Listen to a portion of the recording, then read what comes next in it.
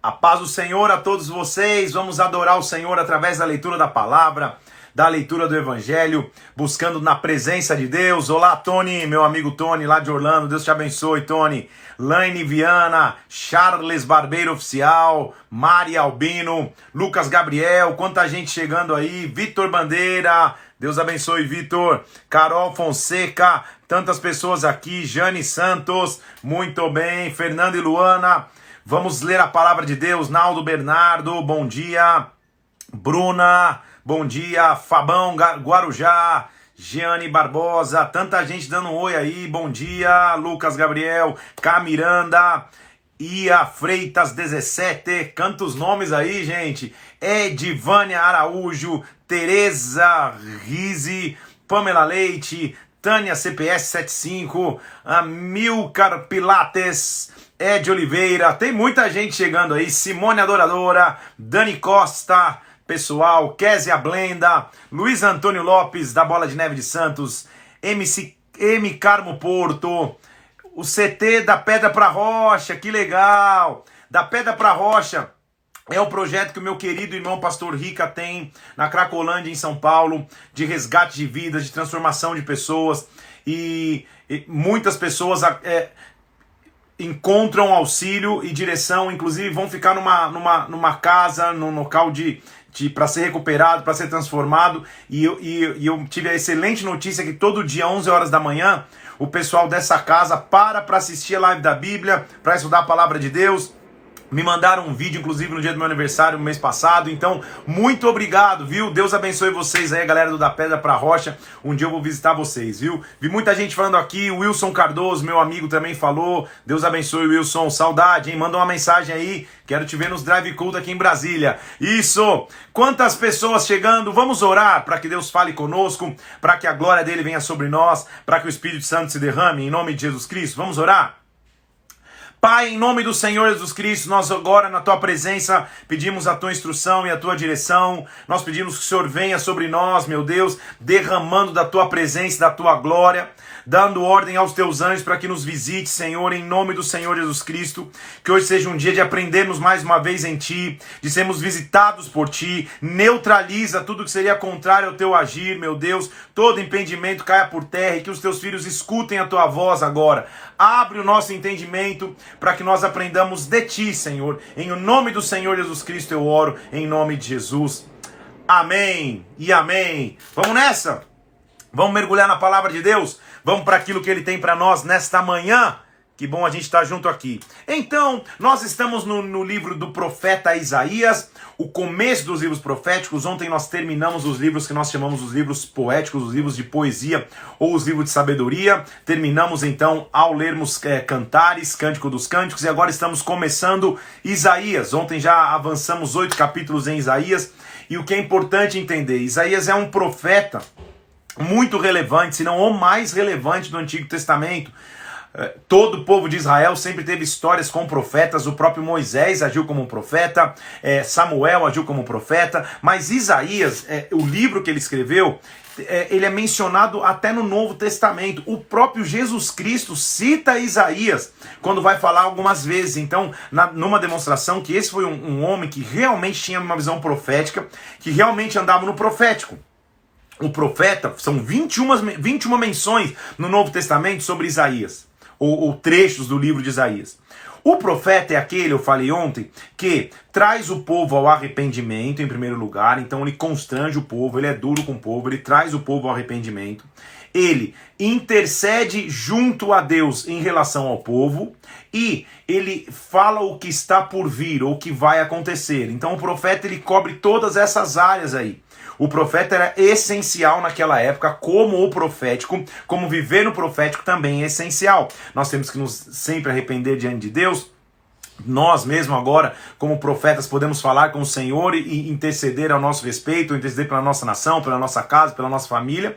E nós temos que viver no profético, sabendo por revelação das coisas que estão por vir. Tudo bem? Então vamos nessa. Isaías, nós lemos ontem até o 8, então hoje nós vamos começar em Isaías capítulo 9. Já vamos começar bem, já vamos começar acelerando legal, porque Isaías, por ser um profeta, ele vai ter muitas visões, e as visões que ele tem, algumas vão remeter ao Messias, ou seja, a Jesus Cristo, ao que Jesus Cristo faria. Então olha que interessante, ele diz assim, Isaías capítulo 9, versículo 1. Para a terra que estava aflita, não continuará a obscuridade. Então lembra comigo do contexto histórico? Israel está vivendo um momento de divisão, os reinos estão divididos, então nós podemos identificar Israel e Judá. A gente já aprendeu sobre isso lá quando a gente leu Segundo Reis, quando a gente leu os textos da palavra de Deus. Então Israel está numa divisão, Judá está para um lado, Israel está para o outro. Ambos estão distantes de Deus. Israel, desde o seu primeiro rei, Jeroboão, se distanciou de Deus, ele fez o que era mal perante os olhos do Senhor. Judá fica entre idas e vindas, mas todos os reis não derrubam os altos de Judá, que eles chamavam, que eram os locais de adoração, que não o templo. Deus nunca mandou fazer locais de adorações que não o templo. Isso era uma facilidade para a pessoa não precisar chegar até o templo, ele tinha um local próximo para adorar, e Deus não estava nisso. Então, tanto Judá como Israel estão distantes do Senhor. Isaías está no momento antes do exílio, mas já profetizando que pode acontecer coisa ruim se o povo não se voltar a Deus. Então ele está dizendo agora, para uma terra que estiver em obscuridade, para uma terra que estiver aflita, não vai durar não vai continuar sua obscuridade. Por quê? Porque Deus nos primeiros tempos tornou desprezível Zebulon, tornou desprezível Naftali, mas nos últimos dias ele vai tornar glorioso o caminho do mar, além do Jordão, Galileia, dos gentios, ou seja, ele vai trazer glória de novo para esse povo. E agora a gente vai começar a ver que ele vai estar falando há uma interpretação dupla aqui, tanto para aquela época, para aquela geração que ele está dizendo, mas também para a geração que vai ser resgatada por Deus, para quando o Senhor enviasse seu filho. Nós vamos ler aqui, ó. Olha só o versículo 2. O povo que andava em trevas viu grande luz. Os que viviam na região da sombra da morte, resplandeceu-lhes a luz. Tens multiplicado a este povo a alegria, versículo 3. Alegram-se eles diante de ti, como se alegram na colheita, como exultam quando reparte os despojos. Porque o Senhor quebrou o jugo que pesava sobre eles. Jugo era um negócio pesado que você usava no pescoço, que o prendia. E a vara que feria os ombros. Porque toda a bota com que anda o guerreiro, tumulto da batalha, toda a veste em sangue serão queimadas, serão pasto ao fogo. Vai acabar a guerra. Ele está dizendo como acaba a guerra. E olha a visão que ele tem, famosésimo versículo 6 de Isaías 9. Um menino nos nasceu, um filho se nos deu. O governo está sobre os seus ombros. E o seu nome será Maravilhoso Conselheiro, Deus Forte, Pai da Eternidade, Príncipe da Paz. É óbvio que ele está falando de Jesus Cristo. Então ele está falando para aquela geração atual que viveria um livramento de Deus, mas ele está falando de um livramento eterno. Ele está falando de uma resposta eterna, de uma intervenção eterna da parte de Deus. Então o que ele está dizendo é, um menino nasceu. Então ele está fazendo figura de quando Jesus Cristo nasceria como um menino. Um filho nos foi dado. O governo vai estar sobre os ombros, porque ombro, naquela época, e como até hoje, era o local de hierarquia, de patente. Quando alguém tem hierarquia num exército, ele tem hierarquia sobre os seus ombros, ou seja, o ombro é a figura de autoridade, é a figura de governo, de comando. Então ele está dizendo, um menino nos nasceu, é um menino, mas o governo está sobre os seus ombros. Então não se enganem com o fato dele ser um menino, ele já nasceu governando. Ele já nasceu com autoridade, ele já nasceu com poder, é isso que a Bíblia quer dizer. O governo está sobre os seus ombros. Agora, olha suas características. Vamos analisar um pouquinho suas características? Ele será maravilhoso conselheiro. Então, calma aí, conselheiro, maravilhoso conselheiro. O que é conselheiro? Conselheiro é aquele que aconselha. Sensacional, agora eu fui profundo. Conselheiro é aquele que orienta, que guia na caminhada, que instrui, que dá direção, que diz vai para a direita e vai para a esquerda. O meu conselheiro não é natural, ele é sobrenatural, ele faz maravilhas, ele é maravilhoso conselheiro.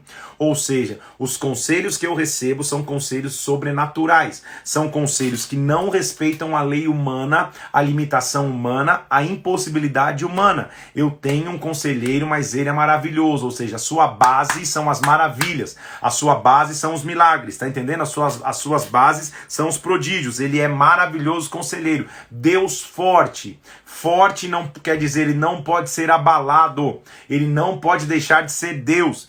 As bases dele não vão sacudir, não vão estremecer. Então ele é forte, ele é estabelecido. Eu tenho um maravilhoso conselheiro, mas que é forte, ele não pode ser estabelecido. Ele é pai da eternidade, ou seja, ele cuida do tempo com suas mãos. Ele é antes da existência, ele continuará sendo depois que tudo parar de existir.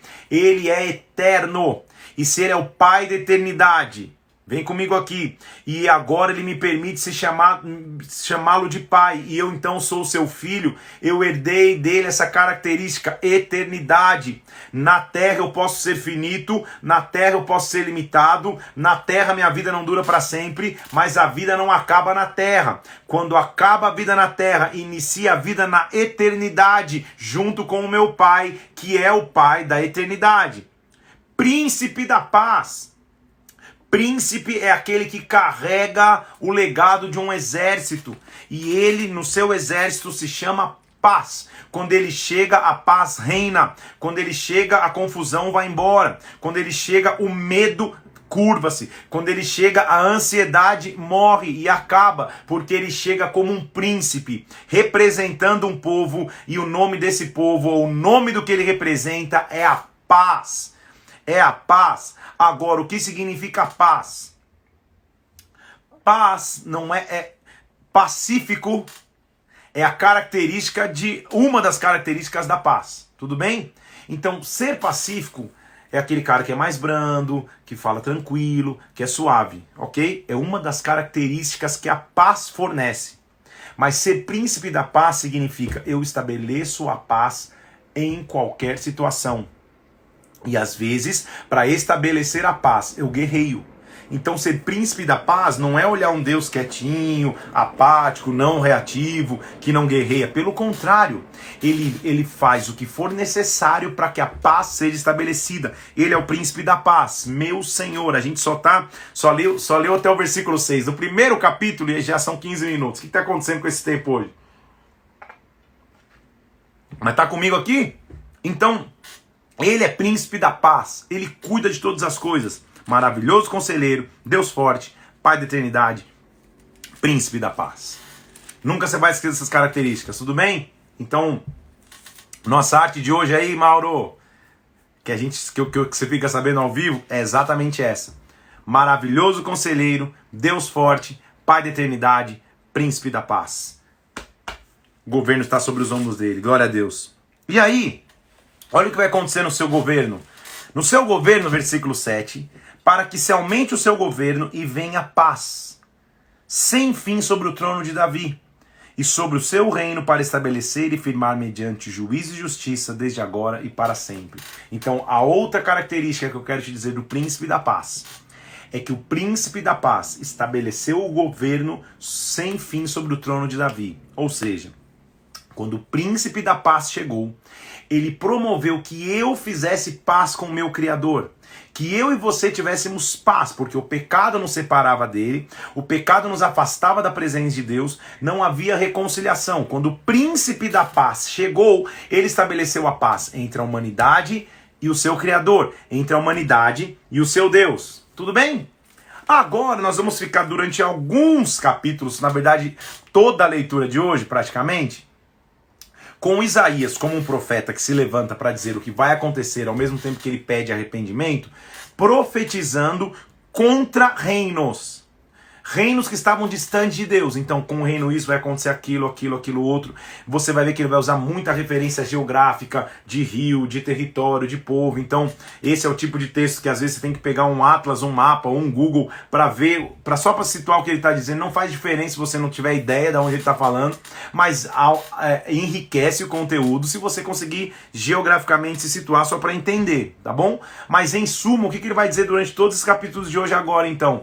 Quais são as consequências de nações que se afastam de Deus? Quais são as consequências de nações que entram em soberba e arrogância, querendo comandar, querendo ser Deus, mas que vão se curvar diante de Deus? No meio disso, a gente vai ver a linguagem de esperança e de redenção para as nações, mais uma vez que será o Messias, que messianicamente vai surgir. Tudo bem? Então vamos ler lá, versículo 8 do capítulo 9. O Senhor enviou uma palavra contra Jacó e contra Israel. Então a primeira profecia é contra Israel, o reino de Israel, que você sabe estava distante de Deus. Olha só. Do Oriente, versículo 12, vem os sírios, do Ocidente os filisteus, vocês estão cercados, devoram Israel com boca escancarada. Com tudo isso, não se aparta a sua ira, a mão dele continua estendida, ou seja, Deus continua preservando vocês. Mas, versículo 13, todavia, o povo não se voltou para quem o fere, nem busca o Senhor dos Exércitos. O povo tá apático, pelo que o Senhor corta de Israel a cabeça e a cauda, a palma e o junco no mesmo dia. Ou seja, Israel, ele já está começando a profetizar e prever o cativeiro. Israel, a mão de Deus vai pesar sobre vocês. Deus vai cortar a cauda e a cabeça, ou seja, do mais alto até o mais baixo, Deus vai cortar tudo, porque vocês não se arrependeram. Por quê? Versículo 16. Porque os guias desse povo são enganadores. Por eles são dirigidos, são devorados. O Senhor não se alegra com os jovens desse povo, não se compadece com os órfãos, com as viúvas, porque todos eles são ímpios e malfejos, toda a boca profere doidices, versículo 17. Contudo, não se aparta a sua ira, a mão dele continua estendida. Então, percebe que ele está tentando trazer um alerta? Calma aí, Deus ainda continua estendendo a nossa mão. Apesar dele não se agradar, apesar de o braço dele não se agradar conosco, a sua ira não veio por completo, o braço dele está estendido sobre nós. Mas será que esse povo não vai acordar? Lembra que eu te disse que uma das funções do profeta é trazer arrependimento e alerta? É isso, exatamente isso que ele está dizendo. Mas, versículo 19, versículo 18, vamos ler ainda. Porque a maldade lavra como um fogo, devorará espinhos e abrolhos, acende brenhas no bosque, sobem espessas nuvens de fumaça. Por causa da ira do Senhor dos Exércitos, a terra está abrasada, o povo é passo do fogo, ninguém poupa o seu irmão. Então o cenário está difícil, Deus vai levantar a sua ira. Tudo bem? Mas ele diz, ai, quando Deus se levantar, versículo 10. Versículo 1 do capítulo 10. Ai dos que decretam leis injustas, ai dos que escrevem leis de opressão, que negam justiça para os pobres, que arrebatam o direito dos aflitos, para despojarem as viúvas e roubarem os órfãos. Ai daqueles que fazem injustiça. Farei de vós outros no dia do castigo da calamidade. O que farei de vocês no dia do castigo que vem? O que eu vou fazer? Nada mais nos resta fazer, senão dobrar-vos entre os prisioneiros e cair entre os mortos. Deus está vindo com mão pesada sobre vocês. Cuidado, Israel. É isso que ele está dizendo. Cuidado, Israel. Aí, ele já falou sobre Israel, como eu disse, ele vai falar para todos os povos ali que cercam, e principalmente os povos inimigos. Agora ele vai começar a profetizar contra a Assíria, que naquela época era o maior inimigo que existia, que ameaçava o povo de Israel e Judá, a Síria. Ele diz assim, ai Assíria, versículo 5, cetro da minha ira, a vara em sua mão é instrumento do meu furor. Ou seja, eu estou permitindo que vocês oprimam Israel, mas cuidar, ai de vocês também. Não vão achando que vocês vão ficar ilesos, tudo bem? A Síria pensa, versículo 7, no seu coração, não entende assim. Não acha que foi eu que sou eu que estou permitindo. Ela intenta consigo mesma destruir, desarragar as nações que não são poucas. A Síria está se achando. A Síria não está vendo que sou eu que estou permitindo isso que ele está dizendo, tá? Olha só, o meu poder atingiu o reino dos ídolos, versículo 10. Suas imagens de escultura eram melhores do que as de Jerusalém, do que as de Samaria. Ou seja, o meu poder vai chegar sobre vocês também. Vocês têm mais imagens de escultura do que o próprio Israel e Samaria. Agora, versículo 12. Acontecerá que, havendo o Senhor acabado toda a sua obra no Monte Sião em Jerusalém, castigará a arrogância do coração do rei da Síria e a desmedida altivez dos seus olhos. Então a Síria está vindo sobre vocês também. O profeta ele avisa as nações, percebe? Ele já está avisando o que vai acontecer. Por quê?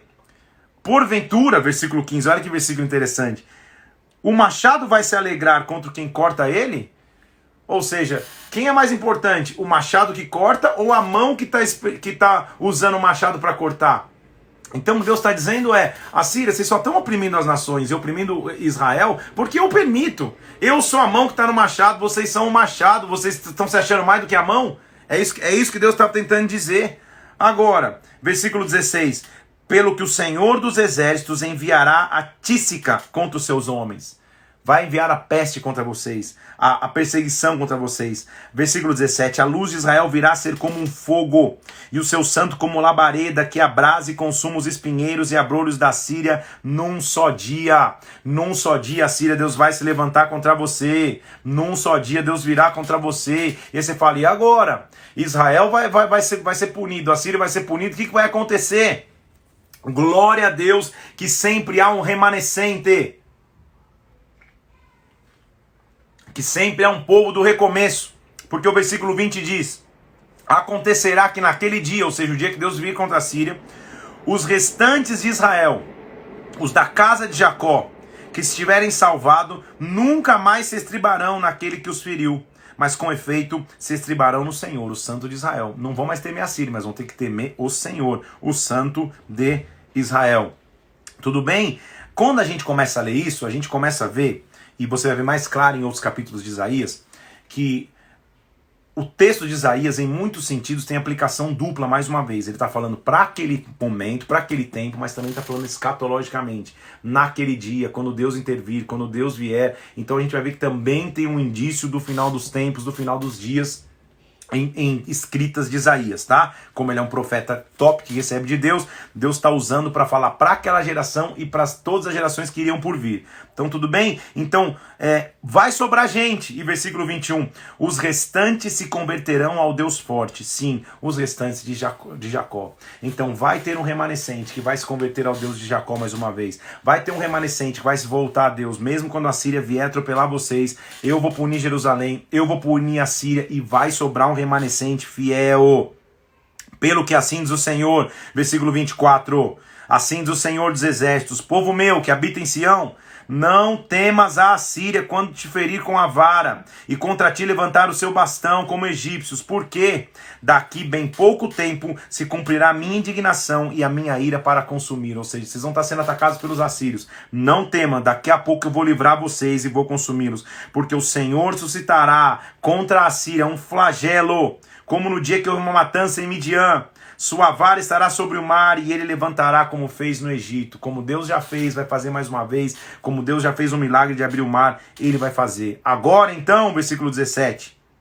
Naquele dia, o peso será tirado do teu ombro e o jugo do teu pescoço vai se quebrar por causa da gordura. Ou seja, você não vai emagrecer, você vai engordar.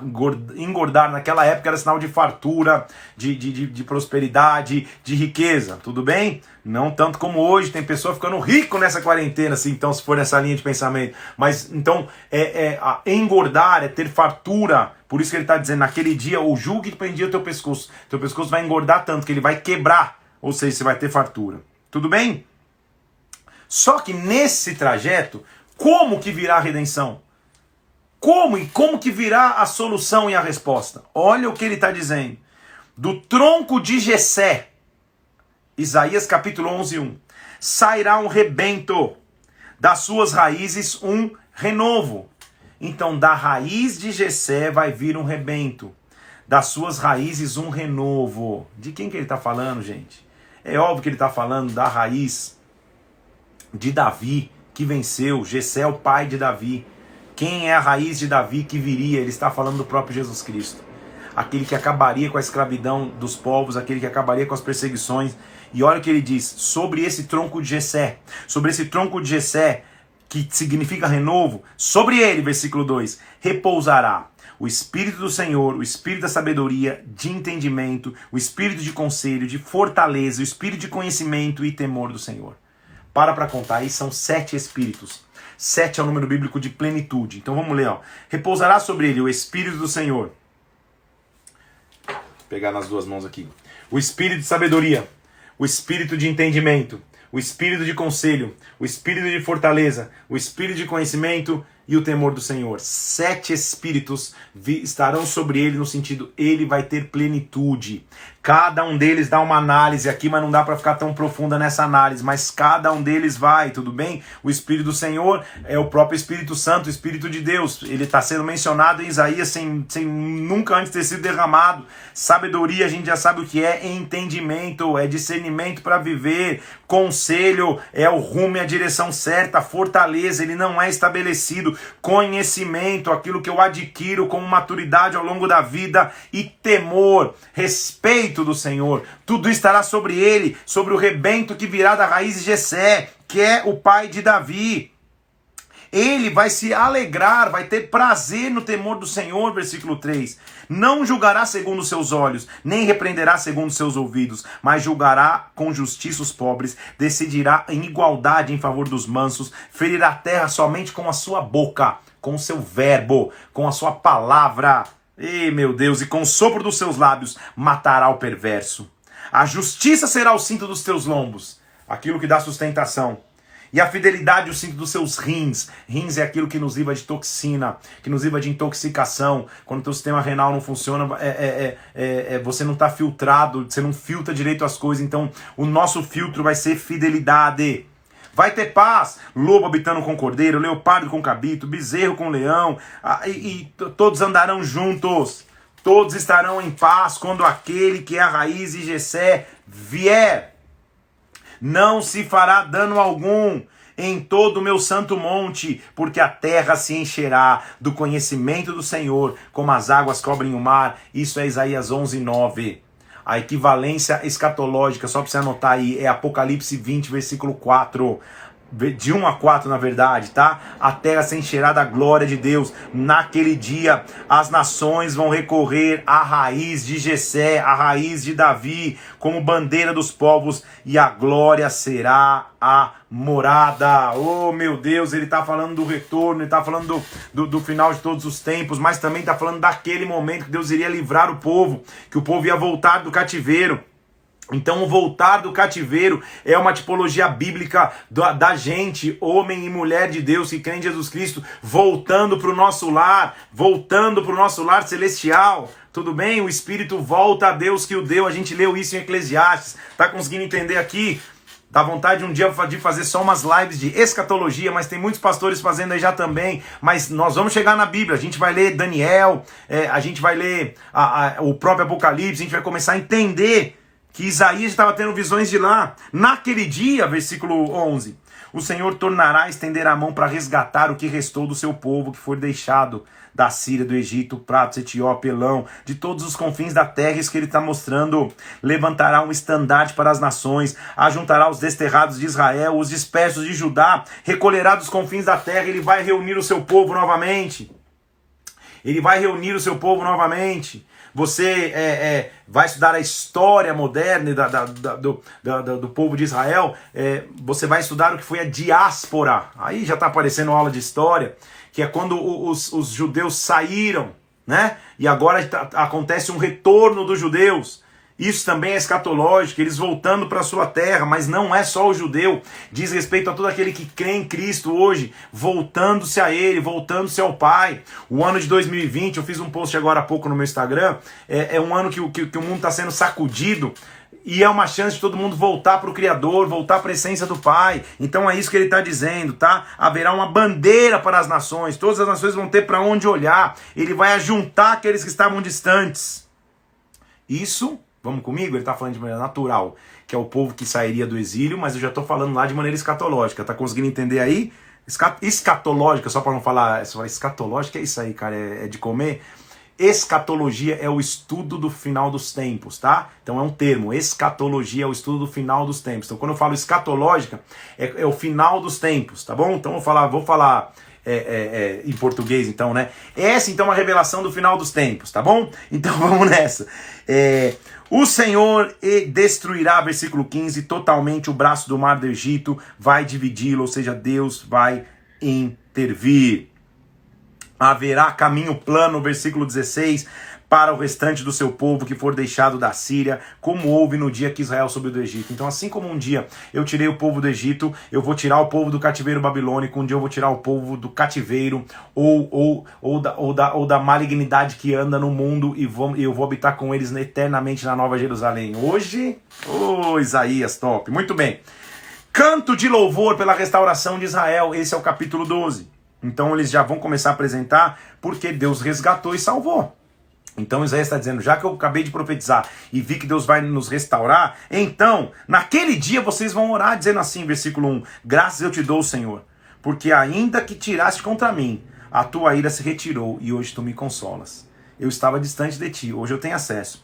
Eis que Deus é a minha salvação. Olha o conceito de salvação aí. Confiarei e não temerei, porque o Senhor Deus é a minha força, o meu cântico. Ele se tornou a minha salvação. Ele se tornou a minha salvação. Ele fez algo que o fez virar a minha salvação. Versículo 3. Com alegria, então. Aí, vamos para... Ah, meu pai. Vós com alegria tirarei água das fontes da salvação. Então tem uma fonte onde eu posso extrair água. Que fonte é essa? Você lembra de uma história lá em João capítulo 4? Que um dia Jesus Cristo chegou para uma mulher e falou assim: cara, eu tô com sede, você pode me dar água? Se você soubesse quem está te pedindo água aqui, na verdade você pediria para ele, ele te daria água. Eu sou a verdadeira fonte. Então o que Jesus estava mostrando há uma fonte de salvação que eu tenho que tirar com alegria. Por isso que ele fez isso lá com a mulher samaritana. E vai anotando aí, tá? Antes de desmaiar. Então ele diz assim, então, como há uma salvação, vá tirar com alegria a água das fontes. E naquele dia, diga assim, versículo 4, dai graças ao Senhor, invocai o seu nome, tornai manifestos os seus feitos entre os povos, cantai louvores, versículo 5, ao Senhor, porque fez coisas grandiosas, saiba-se disso toda a terra, exulta e jubila Sião, porque grande é o Santo de Israel no meio de ti. Aleluia! Capítulo 13 é um capítulo bastante importante também, porque ele vai começar a profetizar contra a Babilônia. Babilônia era um povo que não era tão mencionado até então. Lembra, inclusive, que Israel vacilou quando os babilônios vieram visitar, eles acharam que não tinha nada demais e daqui a pouco os babilônios voltaram e os levaram cativos. Babilônia tem a sua origem em Babel, e o nome Babilônia se chama confusão pela mistura. É uma mistura de conceitos, uma mistura de princípios, uma mistura de religiões, é uma mistura de tudo. Então a Babilônia hoje, espiritualmente, é o exemplo daquilo que nós como cristãos lutamos. O mundo jaz no maligno, o mundo jaz numa confusão, ninguém sabe direito o que quer, ninguém sabe direito o que quer, todo mundo acha que pode servir de qualquer maneira a Deus. Ou seja, Babilônia, é um espírito da Babilônia, tudo bem? E agora Isaías está mostrando como que acontece quando a Babilônia cai. E a Babilônia vai cair. Eu achei que eu vi um amém, eu ouvi sim, vai cair, tá? O sistema babilônico de pensamento. Então, essa sentença, versículo 1 do capítulo 13, Isaías recebeu em visão. E ele diz assim, levanta um estandarte, ou seja, finca uma bandeira, sobe num monte, levanta a voz para a Babilônia, acena com a mão para que entrem pelas portas dos tiranos, ou seja, avisa a Babilônia que a casa vai cair. Já se ouve, versículo 4, sobre os montes, o rumor de um povo muito grande, o clamor de reinos e de nações congregados, o Senhor dos exércitos passa a revista às tropas de guerra. Eita! Então, Babilônia, ele está falando para um povo que estaria no exílio, né?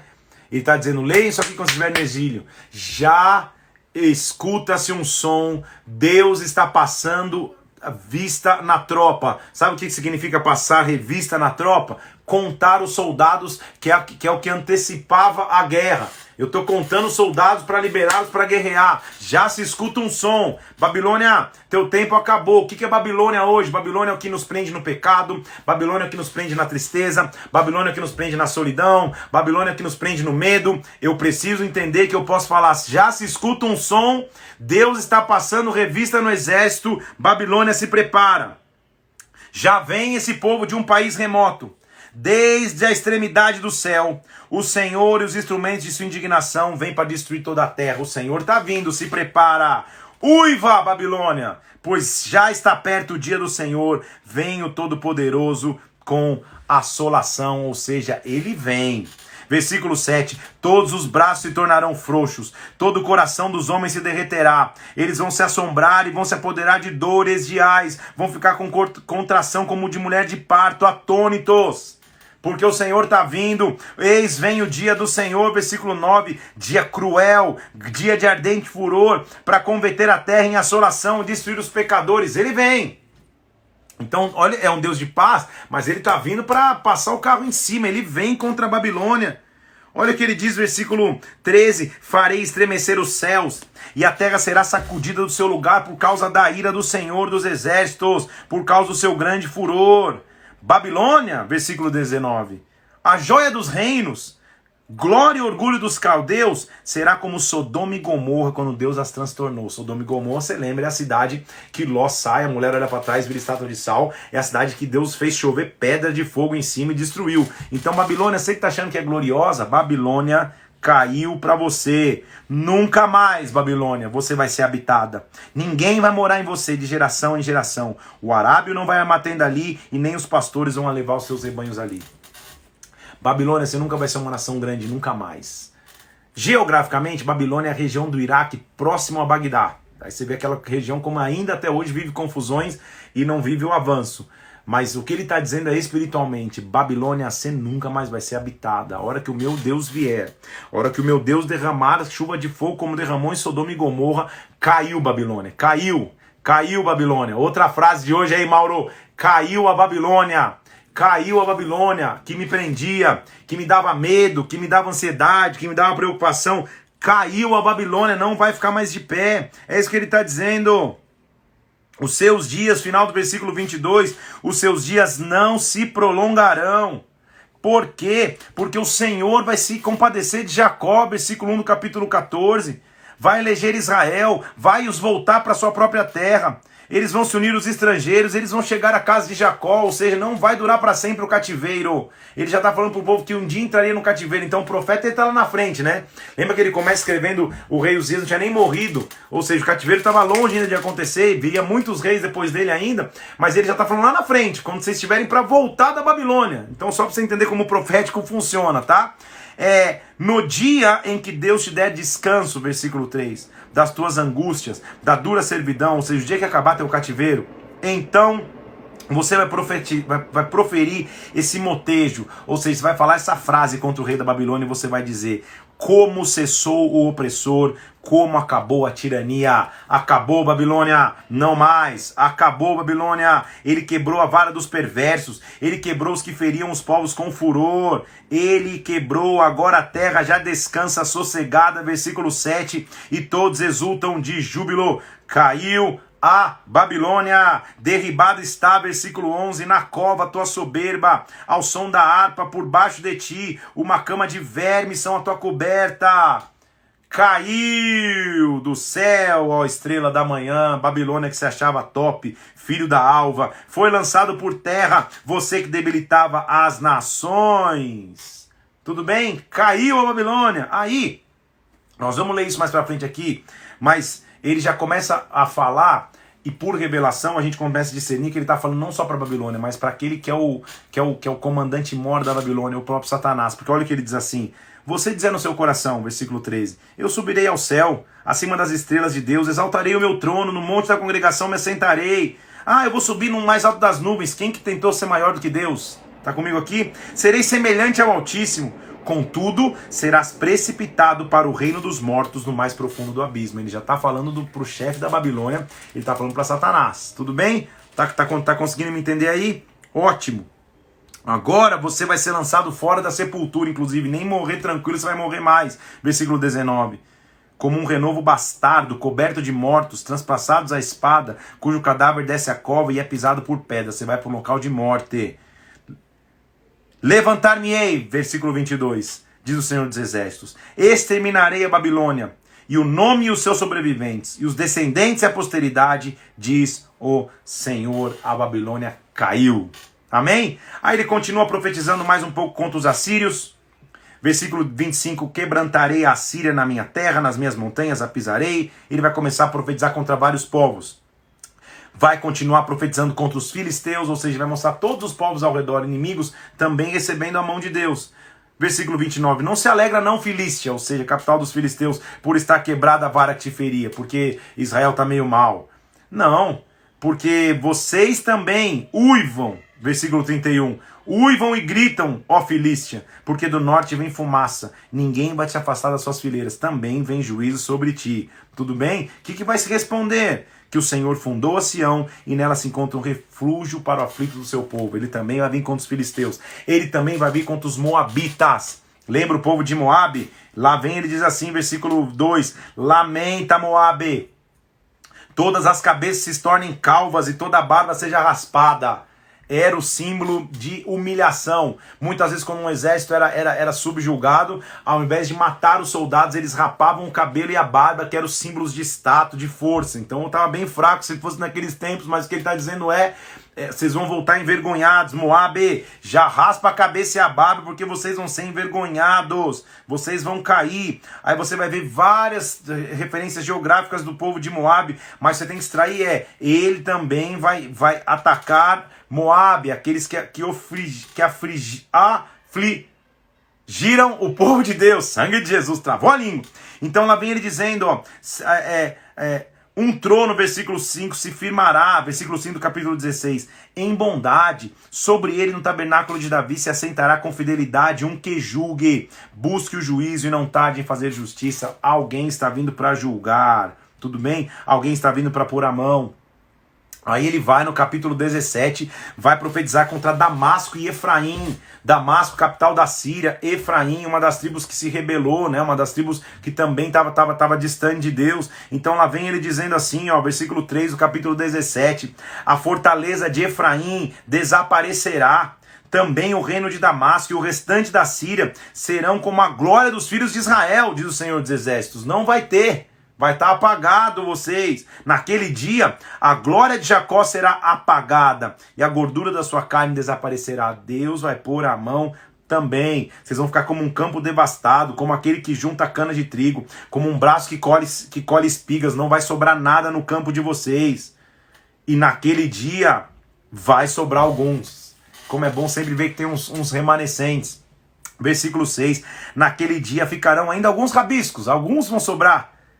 Como quando a gente sacode uma oliveira e sobra algumas azeitonas. É isso que ele está dizendo. Naquele dia, então, versículo 7, o homem olhará para o seu Criador e os seus olhos atentarão para o Santo de Israel. Então Deus também vai vir contra Damasco e contra Efraim. Aí Deus vai continuar contra alguns outros povos. Ele está falando todos os povos da região. Por isso que eu disse que é bom às vezes você abrir o mapa ali.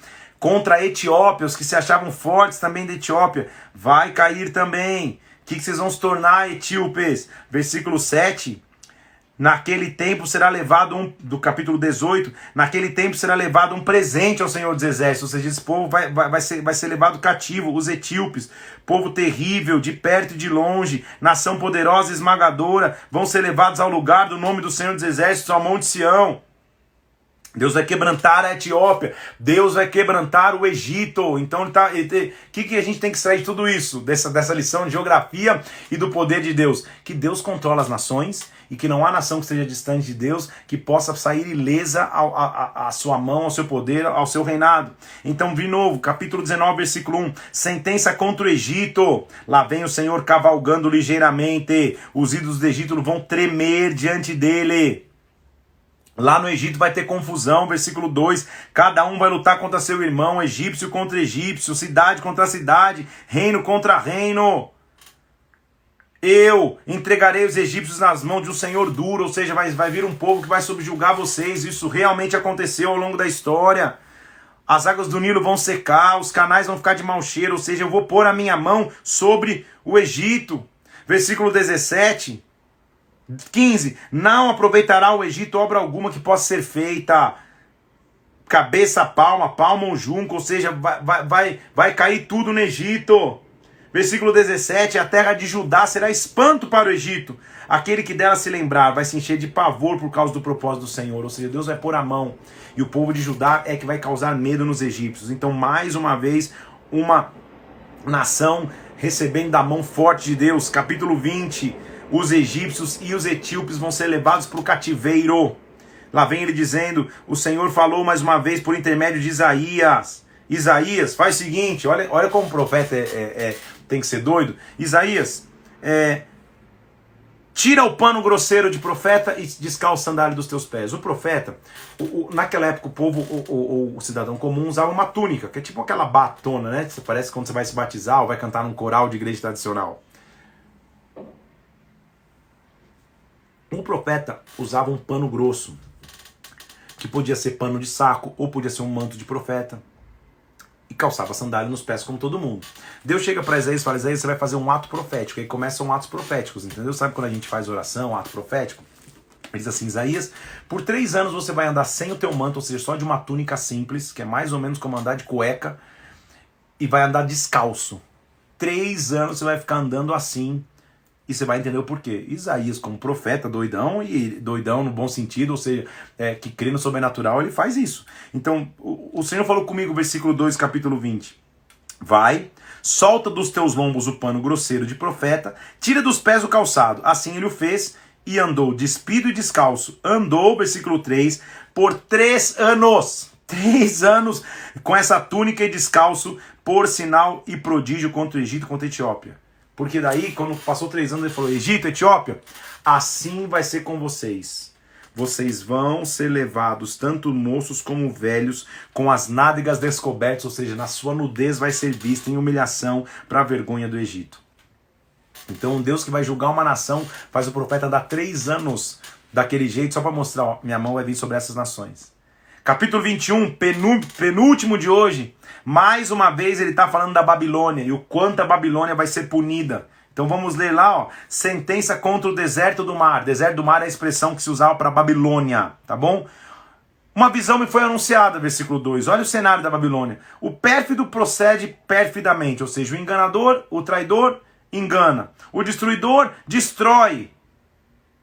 Os meus ombros estão cheios de angústias, as dores se apoderaram de mim.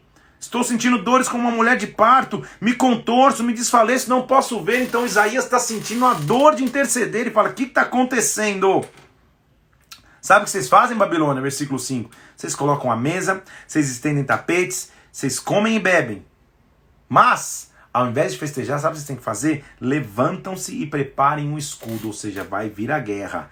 Pois assim me diz o Senhor, vai, põe a atalaia e aí ele diz o que fazer. Ou seja, ele está dando um alerta para o seu povo, tá? Não fica só festejando, tem uma Babilônia aí fora vindo te buscar. Tem uma Babilônia aí fora vindo te oprimir. Levanta da festa um pouco, unta um escudo e se prepara, porque põe uma atalaia no muro, põe alguém para observar, porque vai vir. Quando você vira uma tropa de cavaleiros vindo de 2 em 2 para espiar a terra, já avisa porque tem um exército vindo para te atacar. Então olha lá, olha que texto legal, versículo 7. Quando você vira uma tropa de cavaleiros de 2 em 2, ou então de jumentos, ou de camelos, que escute diligentemente com grande atenção. Fica atento, a Babilônia está vindo te atacar. Fica atento, a Babilônia está vindo guerrear. Agora, um atalaia gritou como um leão e disse, sobre a torre de vigia eu estou de pé. Continuamente durante o dia e de guarda me põe a noite inteira, eu estou de pé. Eu estou olhando, se a Babilônia vier. Então, eu vi, versículo 9, vem uma tropa de homens de 2 em 2. A Babilônia está vindo. Mas olha se você está alerta, olha o que acontece, versículo 9. Então ele ergueu a voz e disse, caiu Babilônia. Até gritei, desculpa aí, doeu o ouvido. Caiu Babilônia. Todas as imagens de escultura, os seus deuses jazem despedaçados na terra. Caiu a Babilônia. Só que se eu só posso dizer e só posso profetizar a queda da Babilônia se eu estiver de pé no muro, alerta. Não posso estar só dentro da casa, comendo e festejando, como se nada estivesse acontecendo. Eu tenho que passar um óleo no escudo, subir no muro, ficar olhando. Quando eu ver a Babilônia apontar, de 2 em 2, não é o exército inteiro não. Quando eu ver os primeiros 2, eu vou começar a dizer, caiu Babilônia. Isso eu estou profetizando sobre as nossas vidas, caiu a Babilônia. Aí ele vai continuar profetizando contra Edom, que em algumas traduções ele vai colocar Dumá, mas é a mesma terra de Edom, os edomitas, que vão ficar perguntando para os guardas, quando que vai acabar a noite?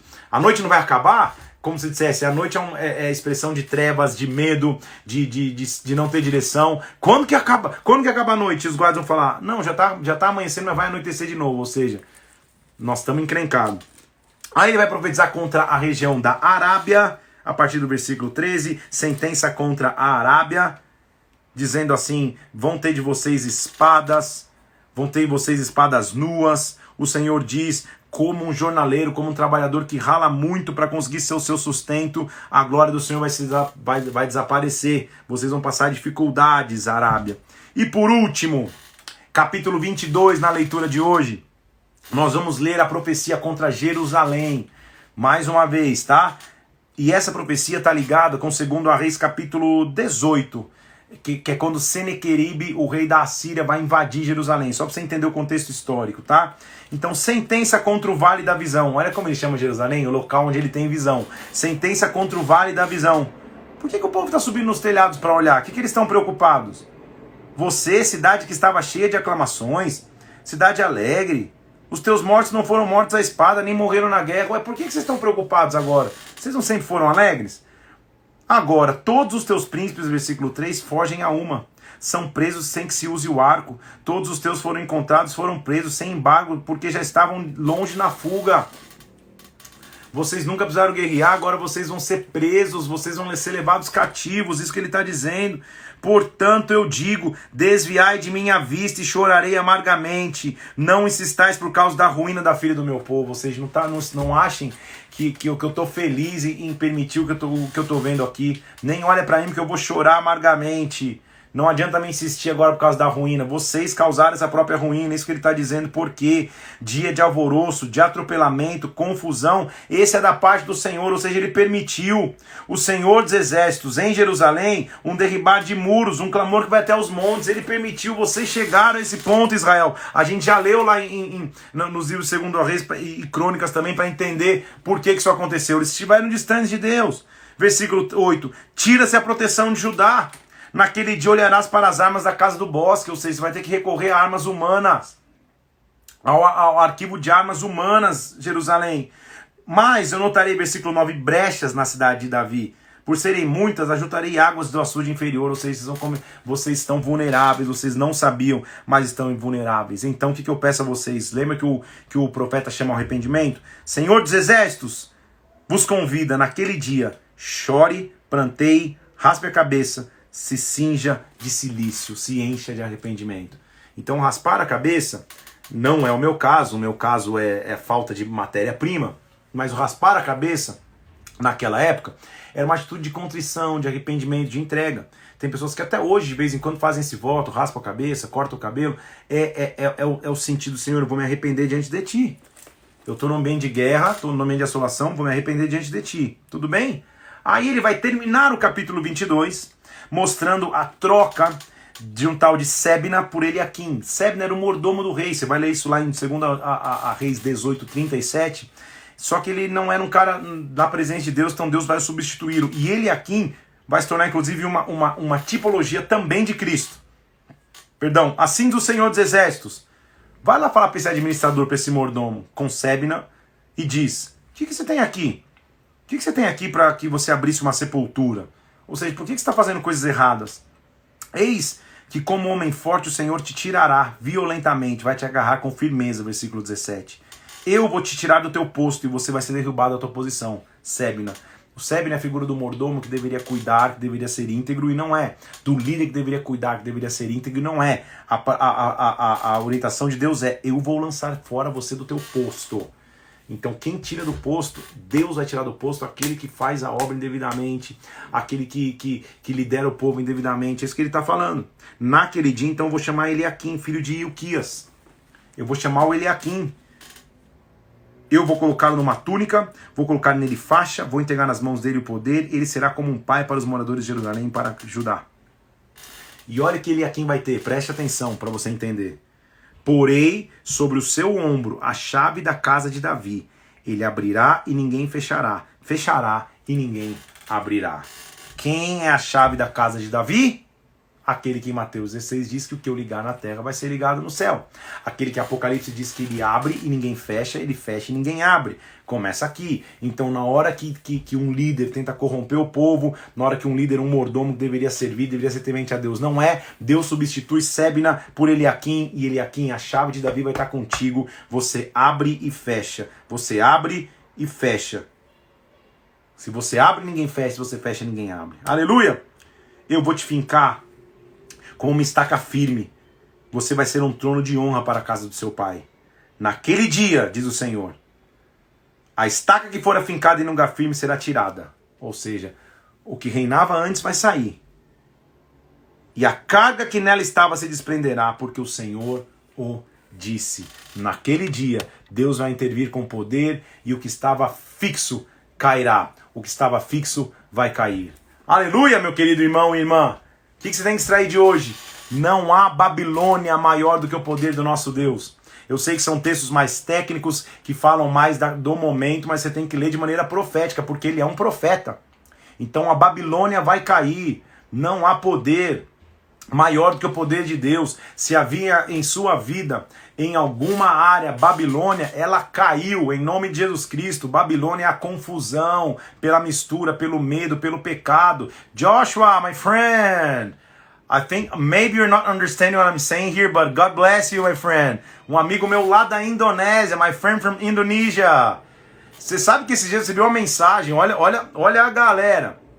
Pastor, faz a Bíblia em 100 dias em inglês. Falei, moleza, fácil demais. Quando eu acabar os primeiros 100 dias, vou fazer 100 dias da Bíblia em inglês. My friend Joshua, I'm doing a live a Bible study for 100 days. We're reading the Bible. And people were telling me to do it in English. So maybe one day, let's see.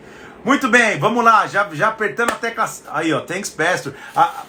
Apertando a tecla SAP, que Deus possa nos abençoar, que o Espírito Santo de Deus possa vir sobre nós, que você continue buscando ao Senhor, mergulhados na presença do Pai, na presença de Deus, sabendo de uma coisa: a Babilônia caiu, a Babilônia veio por terra, em nome de Jesus. Amém? Amanhã nós vamos para o dia, deixa eu pegar aqui, amanhã nós vamos para o dia 59, meu Deus, estamos chegando quase no dia 60, quase em 60%. Amanhã nós vamos ler de Isaías 23 a Isaías 36. Então se prepare para a gente estudar mais da palavra do Senhor, estudar na palavra de Deus, para que a glória dele venha sobre nós. Amém? Que Deus te abençoe, que você tenha uma terça-feira muito abençoada. Amanhã 11 horas da manhã, nós estamos aqui de novo para estudar da palavra de Deus. Que Deus te abençoe, que a glória dele venha sobre ti. Se prepare para amanhã. Caiu a Babilônia. Deus te abençoe. Fica na paz de Deus.